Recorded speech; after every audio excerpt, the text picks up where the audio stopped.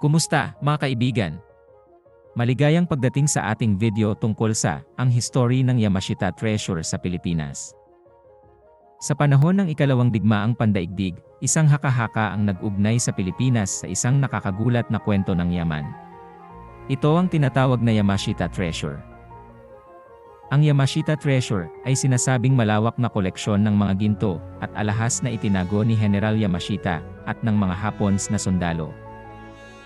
Ito ay sinasabing inilibing sa iba't ibang lugar sa Pilipinas.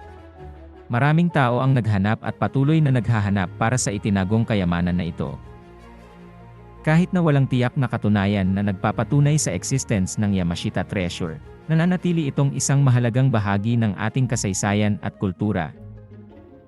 Tuklasin natin ang mga kwentong ito na maaaring magbibigay ng kasagutan o higit pang mga katanungan tungkol sa nakaraan ng ating bansa. Maraming salamat sa inyong panonood. Sa susunod na video natin, patuloy tayong mag-uusisa at magtuklas sa mga kahangahangang kwento ng ating kasaysayan.